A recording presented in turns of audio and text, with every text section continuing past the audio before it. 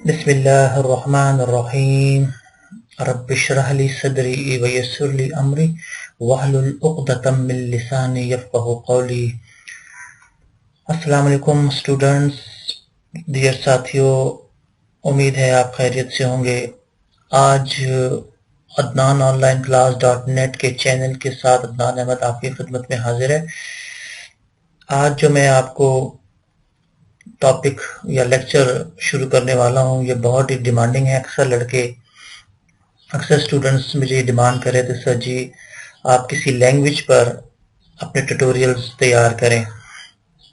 तो इंशाल्लाह आज एक ऐसी लैंग्वेज जिसका नाम C++ है या C है, हम उसके बारे में शुरू करेंगे। तो सीधी सी बात है दोस्तों, अगर आप इस लैंग्वेज के कंसेप्ट को समझ जाएं तो आप कंप्यूटर साइंस की जितनी भी लैंग्वेजेस हैं, जितनी भी मॉडर्न लैंग्वेजेस आ रही हैं, उसको बड़े आसानी से आप समझ सकते हैं। अगर कोई बंदा C++ को आसानी से कंसेप्ट क्लियर करके इसको समझे ना, तो आप आसानी से किसी भी लैंग्वेज को ग्रिप हासिल कर सकते हैं। तो इंशाल्लाह मेरी कोशिश होगी बड़े आसान अल्फाज में मैं आपको इसको समझाऊं, ठीक है। रोजमर्रा जिंदगी में जो मिसालें होती हैं उसके जरिए आपको समझाऊं, तो मेरी तो पूरी कोशिश होगी, समझना आपका काम है, ठीक है। इस लेक्चर्स की खुसूसियत ये भी होगी, दूसरों से अलग होगी, कि इसमें थ्योरी का काम भी हम करेंगे और इंशाल्लाह प्रैक्टिकल भी साथ साथ करेंगे, ठीक है जी। और दोनों काम साथ साथ चलेंगे इसमें, कि ताकि आपको मसला ना हो, कंसेप्ट क्लियर होते रहे, आप प्रैक्टिकल भी करते रहें और अपने कंसेप्ट भी क्लियर करते रहें, ठीक है जी। तो शुरू से आखिर तक मेरे साथ रहिएगा, वीडियोस पूरी देखते रहिएगा, ठीक है। तो मेहरबानी होगी आप मेरे चैनल को ज़रूर सब्सक्राइब कीजिए, ताकि अगले लेक्चर्स मज़ीद जो मैं दूसरे टॉपिक्स पे तैयार करूं वो भी आपको गाहे बगाहे मिलते रहें और आप उससे मुस्तफ़ीद होते रहें, ठीक है जी। तो अदनान ऑनलाइन क्लास .net के चैनल के साथ इंशाल्लाह आज हम अपना C++ का टॉपिक शुरू करेंगे। तो याद रखें, C++ आप सेकंड ईयर या फर्स्ट ईयर या किसी भी 10th 9th क्लास से लेकर आप यूनिवर्सिटी लेवल तक पढ़ते हैं, आपको पता होगा। अभी बताया कि एक बुनियादी लैंग्वेज है कंप्यूटर की।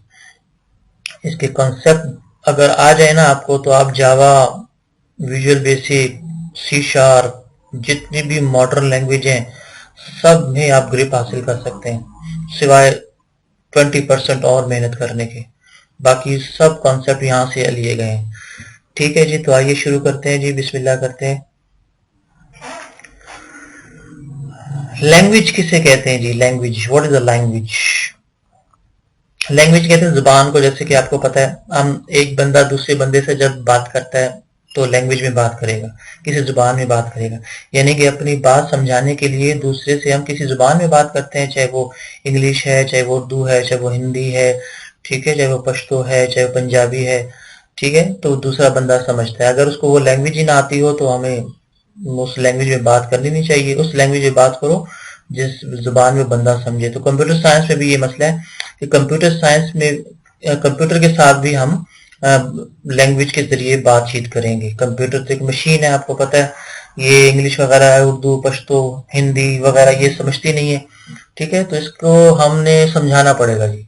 तो लैंग्वेज आप याद रखें जी, वे ऑफ कम्युनिकेशन है, ठीक है, कम्युनिकेशन का जरिया है, अपनी बात समझाने का जरिया है। तो कंप्यूटर को भी हमने अपनी बात समझानी है, तो इसमें भी हम लैंग्वेज का इस्तेमाल करेंगे।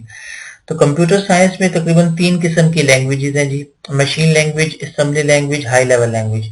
मशीन लैंग्वेज वो लैंग्वेज होती है जो कंप्यूटर की अपनी मादरी जुबान होती है, यानी कि 01 ये जो आपने बाइनरी जिसे लैंग्वेज कहते हैं, कंप्यूटर इसको डायरेक्ट समझता है, ठीक है ना, क्योंकि कंप्यूटर तो मशीन है, ठीक है। उसमें या जीरो की अहमियत होती है या वन की। मतलब जीरो का मतलब है कि बिजली इसमें नहीं है, ठीक है, करंट नहीं है। वन का मतलब है करंट है।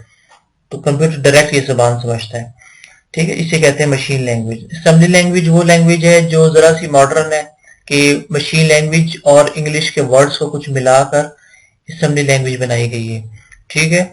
मतलब मशीन लैंग्वेज इंसान के लिए बिल्कुल अनरीडेबल थी, मतलब समझ ही नहीं सकता था। फिर इन साइंसदानों ने क्या किया कि मशीन लैंग्वेज में कुछ इंग्लिश के वर्ड्स डाल दिए कि अपने आसानी के लिए, उसको हम असेंबली लैंग्वेज कहते हैं। ठीक है। फिर आई हाई लेवल लैंग्वेज का दौर। हाई लेवल लैंग्वेज बिल्कुल इंग्लिश लाइक लैंग्वेजेस है, जिसमें सी प्लस प्लस है, सी है, ठीक है, जावा है, विजुअल बेसिक है, ये सारी लैंग्वेज हाई लेवल लैंग्वेज कहलाती है, यानी कि इसमें आप इंग्लिश में कोडिंग करेंगे। तो याद रखें, हाई लेवल लैंग्वेज कंप्यूटर नहीं समझता, जबकि मशीन लैंग्वेज जो है ना इंसान नहीं समझता। तो क्या होना चाहिए जी, क्या करना चाहिए, क्योंकि हम तो करेंगे हाई लेवल लैंग्वेज में बातें कंप्यूटर के साथ, मशीन लैंग्वेज हमें आती नहीं है, तो हम कोडिंग करेंगे हाई लेवल लैंग्वेज में। फिर कंप्यूटर एक चीज इस्तेमाल करता है जिसे कहते हैं कंपाइलर, यानी कि तर्जुमा किया जाएगा, उसको तर्जुमा करेगा कंप्यूटर अपनी मशीन लैंग्वेज में, बुनियादी लैंग्वेज में, जब जाके कंप्यूटर समझेगा उस चीज को। ठीक हो गया ना। तो याद रखें जी, हाई लेवल लैंग्वेज में हम कोडिंग करेंगे, क्योंकि कोडिंग जो है हमने अपनी लैंग्वेज यानी कि आसान वाली लैंग्वेज में करनी है, चाहे सी प्लस प्लस, तो वो हाई लेवल लैंग्वेज है। ओके, तो लैंग्वेज ये 3 किस्म की है कंप्यूटर साइंस में। यानी कि मशीन लैंग्वेज आपके सामने 0-1 पर मुश्तमिल होती है, ये बुनियादी लैंग्वेज है कंप्यूटर की। ठीक है, 0-1, 1-0, 1 का मतलब है प्रेजेंस ऑफ द लाइट, 0 मतलब एब्सेंस ऑफ द लाइट। ठीक हो गया ना। तो अब गौर से देखें, अगर मैं बी लिखूं कंप्यूटर में, बी मतलब कीबोर्ड से बी, तो कंप्यूटर बी तो समझता नहीं है, तो उसको जो मशीन लैंग्वेज में ट्रांसलेट होना पड़ेगा ना, तो इस तरह होगा 0-1-1, 0-0-0, 1-0। तो हमें तो इसको मतलब ही नहीं पता। ठीक है, तो कंप्यूटर इसको अपनी जुबान में चेंज करेगा, फिर जाके समझेगा जी ये बी है। ठीक है, तो मशीन लैंग्वेज या बाइनरी लैंग्वेज ये लैंग्वेज होती है। फिर असेंबली लैंग्वेज, अभी मैंने बताया कि यार मशीन लैंग्वेज से जरा सी आसान है, लेकिन इसमें इंग्लिश के वर्ड्स डाल दिए गए हैं। ठीक है, असेंबलर इसका ट्रांसलेटर होता है, यानी कि असेंबली लैंग्वेज भी कंप्यूटर डायरेक्ट नहीं समझता, तो इसको भी बाइनरी लैंग्वेज में चेंज करना पड़ता है। जो तो असेंबली लैंग्वेज को ट्रांसलेट करने के लिए जो चीज इस्तेमाल होती है उसे कहते हैं असेंबलर। ठीक है जी, जो मशीन असेंबली लैंग्वेज को मशीन लैंग्वेज में चेंज करती है। फिर आती है हाई लेवल लैंग्वेज, जिसमें हम प्रोग्रामिंग करेंगे। ये इजियर है, बहुत ही आसान है यूजर के लिए, यूजर के लिए आसान है, याद रखना, लेकिन मशीन के लिए बहुत मुश्किल है। Easier than machine and assembly require compiler. तो याद रखें, असेंबली लैंग्वेज में, सॉरी, हाई लेवल लैंग्वेज में जो हम प्रोग्रामिंग करेंगे उसमें कंपाइलर यूज होता है या इंटरप्रेटर। तो वैसे आजकल जी लैंग्वेजेस आ रही है उसमें कंपाइलर ही यूज होता है। ठीक है, कंपाइलर क्या करता है जी, हाई लेवल लैंग्वेज को मशीन लैंग्वेज में चेंज कर लेता है, याद रखना। ठीक है, तो हाई लेवल लैंग्वेज मुख्तलिफ हैं, दुनिया में चल रही हैं। ठीक है, पुराने वक्तों में फोटोन थी, कोबोल थी, सी थी, अब सी प्लस प्लस का जमाना आया, जावा है। ठीक है, आज के विजुअल बेसिक भी है, सी शार्प है, ठीक है, जी शार्प है, मुख्तलिफ आजकल मॉडर्न लैंग्वेज जो भी आ रही है वो सारी हाई लेवल लैंग्वेजेस हैं। सी की हिस्ट्री क्या है जी, कब वजूद में आई थी, ये देखिए जी, सी लैंग्वेज को एक डेनिस रिची एक साइंसदान था, उसने बेल लेबोरेटरीज में 1972 में इजाद किया था, और इसको इजाद करने का मकसद ये था कि ये ऑपरेटिंग सिस्टम, यूनिक्स जो ऑपरेटिंग सिस्टम है उस पर चल सकेगी। विंडो तो उस वक्त था नहीं, तो यूनिक्स ऑपरेटिंग सिस्टम, ठीक है, उसमें ये चल सके, उस मकसद के लिए इसने सी लैंग्वेज को दरियाफ्त किया था। तो सी लैंग्वेज को आमतौर पर वैसे मिडिल लेवल लैंग्वेजेस भी कहते हैं, इस वजह से कहते हैं कि इसमें आप हाई लेवल लैंग्वेज की प्रोग्रामिंग भी कर सकते हैं और असेंबली लेवल की, मतलब जो आपने पढ़ा भी असेंबली लेवल की जो प्रोग्रामिंग है वो भी इसमें कर सकते हैं, इसलिए आमतौर पर इसको मिडिल लेवल लैंग्वेज भी कह सकते हैं। तो हम जो करेंगे ना वो सी प्लस प्लस पे ज्यादा तवज्जो देंगे, क्योंकि सी और में जो कमांड इस्तेमाल होती हैं सारी की सारी तकरीबन सी प्लस प्लस में इस्तेमाल हो रही है, तो सी प्लस प्लस सपोर्ट करता है जी सी को। ठीक है, तो हम इसमें ज्यादा इसमें प्रोग्रामिंग करेंगे, सी प्लस प्लस पे ज्यादा तवज्जो देंगे। अभी मैंने बताया कंपाइलर इसमें यूज होता है, कंपाइलर जो है वो ट्रांसलेट करता है सी के सोर्स कोड को किसमें जी, बाइनरी लैंग्वेज में, उस लैंग्वेज में जिसमें कंप्यूटर समझ सके, कंप्यूटर कैन अंडरस्टैंड। तो कंप्यूटर कौन सी लैंग्वेज समझता है, बाइनरी लैंग्वेज समझता है। ठीक है, मशीन लैंग्वेज यानी कि 0-1। ये basics of C plus plus है जी। सी प्लस प्लस की बुनियाद क्या होती है, बेसिक्स क्या क्या है, ये जरा आपने जहन में होनी चाहिए। फंक्शन किसे कहते हैं ये भी आगे आएगा। ठीक है, सिंटैक्स किसे कहते हैं, लैंग्वेज पर भी आपने पढ़ा है। तो फंक्शन किसे कहते हैं जी, फंक्शन याद रखें जी, सी प्लस प्लस में कलेक्शन ऑफ स्टेटमेंट्स हैं। ठीक है, मतलब मुख्तलिफ स्टेटमेंट्स को अगर आप ग्रुप की शक्ल दे दें, उसको एक ग्रुप दे दें और उसका कोई नाम दे दें, वो फंक्शन कहलाता है। ठीक है जी।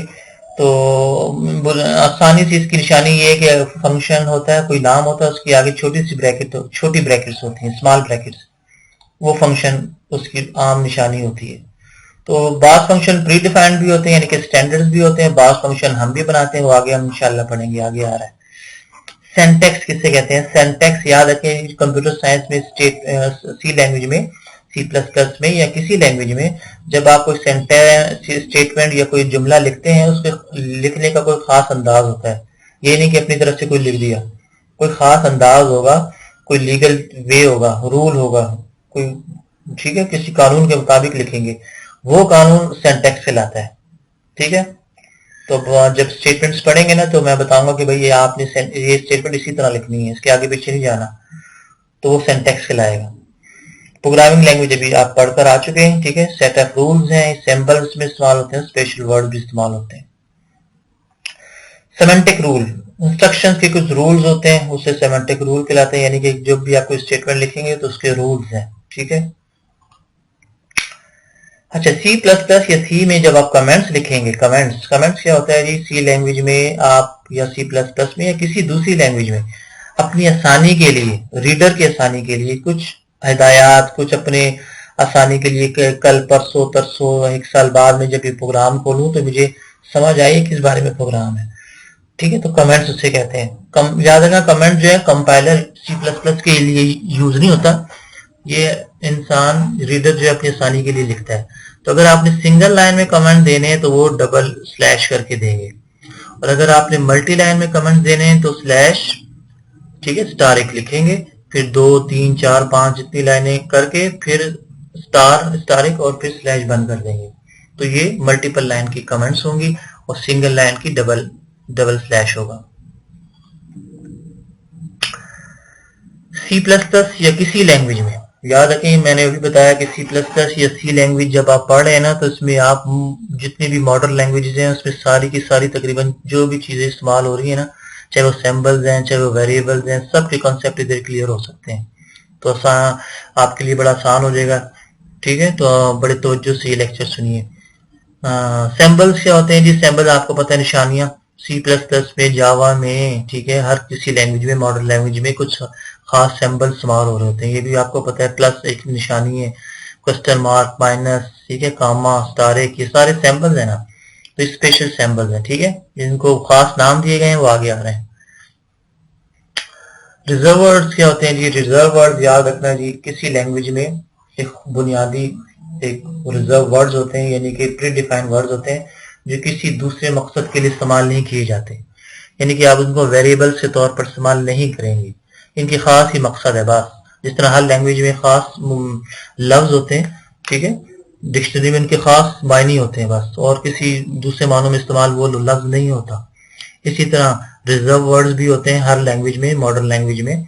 वो रिजर्व वर्ड इंट है, फ्लोट है, डबल है, करेक्ट CHAR है, कांस्टेंट है, वाइड है और रिटर्न है।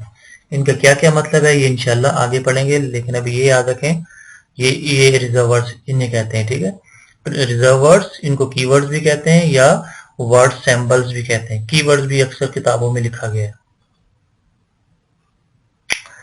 आइडेंटिफायर किसे कहते हैं? आइडेंटिफायर याद रखना वेरिएबल का दूसरा नाम है, यानी कि आइडेंटिफायर का मुश्तमिल होता है लेटर्स पर। लेटर्स हो सकते हैं, उसमें डिजिट्स हो सकते हैं, और उसमें अंडरस्कोर की इजाजत है, और किसी चीज और स्पेशल कैरेक्टर की इजाजत नहीं है, सिर्फ अंडरस्कोर की इजाजत है। तो याद रखना, आइडेंटिफायर जब भी आप शुरू करेंगे ना, लेटर से या अंडरस्कोर से शुरू करेंगे, यानी कि इंग्लिश का वर्ड्स होगा, हो सकता है, या अंडरस्कोर हो सकता है। ठीक है जी, ये याद रखना। कोई दूसरा आपने यानी कि प्लस है या डॉट है, उससे शुरू नहीं करना आइडेंटिफायर को। तो C++ is a case sensitive language है, यानी कि नंबर जो आपने अगर कैपिटल में लिखना है, वो जो अगर आप छोटा नंबर लिखेंगे छोटे अल्फाजों में, तो इन दोनों का बहुत बड़ा फर्क है, यानी कि दोनों बराबर नहीं है। कंप्यूटर यानी कि आपका जो कंपाइलर है C++ का, इस बड़े वाले NU नंबर को, छोटे वाले NUMBR को अलग अलग मतलब मिलेगा। ठीक है। तो याद रखना C++ केस सेंसिटिव है। प्री डिफाइंड आइडेंटिफायर कौन कौन से, यानी कि जो पहले से बने हुए हैं, वो सी आउट है और वो सी इन है। ये पहले से सी प्लस प्लस में आइडेंटिफायर है लेकिन प्री डिफाइंड है। वो बाज आइडेंटिफायर हम भी बनाएंगे, वो प्रोग्रामिंग में देखेंगे। अच्छा, कहता है जी रिजर्व वर्ड जो है ना प्री डिफाइंड हो, मे बी रीडिफाइंड हो, but it is not a good idea. यानी कि आपने प्री डिफाइंड जो रिजर्व वर्ड्स हैं, ठीक है, वो तो पहले से ठीक है बने हुए हैं, लेकिन आप जब प्रोग्रामिंग करेंगे तो आप अपने रिजर्व वर्ड भी बना सकते हैं, ठीक है। Unlike reserve words, pre defined identifiers may be redefined, यानी कि आप उसको रिडिफाइन कर सकते हैं, अपने मतलब सी आउट को और सी इन को रिडिफाइन कर सकते हैं। इसमें एक गुड आइडिया नहीं है, but it is not a good idea. अभी देखिए आइडेंटिफायर्स हैं, फर्स्ट ये फर्स्ट है, कन्वर्जन है, पे रेट है, तो ये सी प्लस प्लस के आइडेंटिफायर्स है और ये लीगल है, ठीक है। मतलब ये देखें पहला लफ्ज इंग्लिश का वर्ड है, ये इंग्लिश के वर्ड से शुरू हुआ है। इसी तरह देखिए नीचे भी आइडेंटिफायर है, ठीक है, हेलो, ठीक है। इलीगल है, ये इलीगल। अब इलीगल इसमें क्या है, देखिए एम्प्लॉयर से इसमें स्पेस आ गया, स्पेस इजाजत नहीं है। हेलो इसमें क्या आ गया जी, साइन एक्सप्लेनेशन आ गया, इसकी इजाजत नहीं है। 1+2 इसमें क्या इलीगल चीज है, इसमें प्लस का निशान आ गया। अभी मैंने बताया था कि इसमें सिर्फ अंडरस्कोर की इजाजत है, इसमें प्लस का निशान आ गया तो इस वजह से ये इलीगल हो गया। नीचे लिखा हुआ है 2 सेकेंड, 2ND, मतलब इसमें क्या इलीगल चीज है, इसमें आपने जो शुरू किया हुआ है वो आपने डिजिट से शुरू किया हुआ है। अभी हमने बताया था आइडेंटिफायर में कि आपने जब भी आइडेंटिफायर शुरू करेंगे इंग्लिश के वर्ड से शुरू करेंगे, तो इसमें इलीगल ये 3-4 इलीगल आइडेंटिफायर्स हैं। वाइट स्पेसेस आपको पता है यार, जब भी आप प्रोग्रामिंग करें तो आप स्पेस छोड़ छोड़ के जरा प्रोग्रामिंग करें, यानी कि आपको आसानी हो। ब्लैंक स्पेस छोड़ें, टैब छोड़ें, न्यू लाइन उसमें रखें कि बंदा जो आपको प्रोग्रामिंग देखे तो उसको समझने में आसानी हो, ठीक है। मतलब स्पेस आप छोड़ छोड़ के प्रोग्रामिंग करें तो आपके लिए अच्छा होगा, जब भी आप उसको रीडेबल कर सकेंगे। तो ऐसा करते हैं, पहला लेक्चर यहाँ तक खत्म करते हैं, ठीक है। तो अभी मैं ये बता देता हूँ आपको कि हमने सी जब प्रोग्रामिंग करेंगे या C++ प्रोग्रामिंग करेंगे उसमें कौन सा टूल इस्तेमाल करेंगे।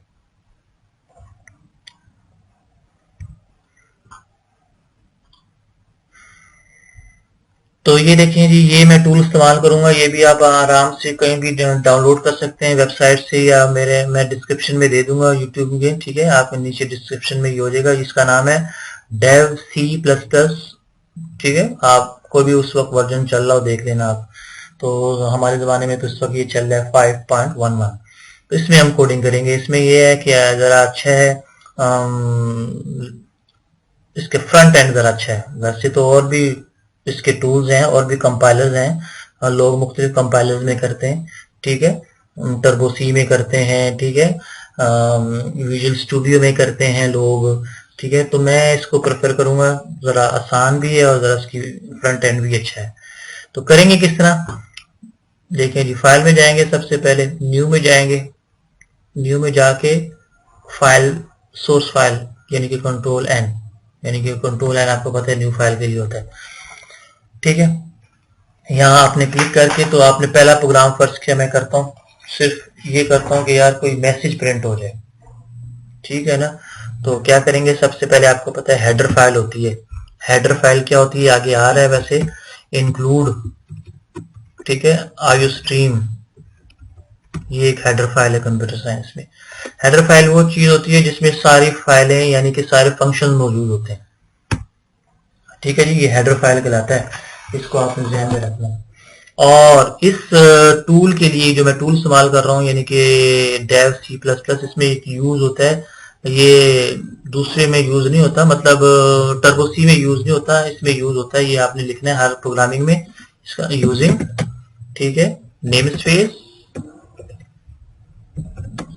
और std, ये आपने लिखना है जी, ठीक है। नीचे आए, फिर आपने मेन फंक्शन इस्तेमाल करना है, हर प्रोग्राम मेन फंक्शन से शुरू होगा, याद रखना जी। फिर आपने स्मॉल ब्रैकेट डालनी है, ये मैं लेआउट बता रहा हूँ C++ में किस तरह करते हैं। फिर C++ पे जो आउटपुट के लिए यूज होता है ना, मतलब मैंने प्रिंट करना चाहता हूँ कोई मैसेज, वो उसके लिए सी आउट होता है, यानी कि प्री डिफाइंड फंक्शन है। प्री डिफाइंड फंक्शन या प्री डिफाइंड आइडेंटिफायर अभी आपने पढ़ के भी आए। तो सी आउट, कोई भी मैसेज दे दें, अस्सलाम वालेकुम, ठीक हो गया, सेमीकोलन, और इधर दे दे रिटर्न 0। मतलब ये फंक्शन जब रिटर्न करेगा तो कोई वैल्यू रिटर्न नहीं करेगा, सिर्फ और सिर्फ अस्सलाम वालेकुम प्रिंट करेगा। याद रखना जी, C plus plus combination of function है, फंक्शन का मजमूआ है। जितने भी आजकल मॉडर्न लैंग्वेजेस आ रहे हैं सारे के सारे फंक्शन पर मुश्तमिल है, याद रखना। क्या मतलब, इसमें देखें फंक्शन मेन फंक्शन इस्तेमाल हुआ है, तो मेन फंक्शन के अंदर ये सारा सी आउट और रिटर्न 0 आया हुआ है, ठीक है। अच्छा, जब आप कोडिंग कर लेना, यानी कि एक छोटा सा प्रोग्राम है, तो आपने क्या करना है, पहले सबसे पहले प्रोग्राम को सेव करना है, सेव एज कर लें या सेव कर लें, ठीक है। तो सी प्लस प्लस के एक्सटेंशन से करें या सी से करें, ठीक है। तो सी प्लस प्लस मैंने अभी बताया मैं कर रहा हूँ, तो सी प्लस प्लस एक्सटेंशन कर दें और कोई भी नाम दे दें। सैंपल वैसे बना हुआ है पहले, चलो इसी का नाम दे देते हैं, ठीक है जी, ठीक है। तो ये प्रोग्राम सेव हो गया। अब आपने इसको एग्जीक्यूट करना है, तो ये देखें एग्जीक्यूट का बटन है, तो ये देखें कंपाइल का अलग बटन है F9 है, रन का F10 है, और अगर आपने कंपाइल और रन दोनों करने हैं, यानी कि इकट्ठे ही कर लेना है, तो वो F11 आपने प्रेस कर देना है, ठीक है। तो चले मैं F11 ही कर देता हूँ।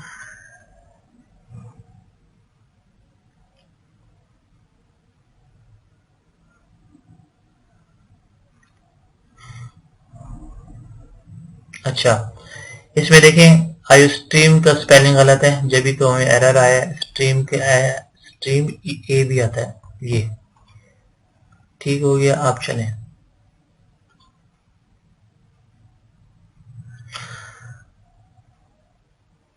अच्छा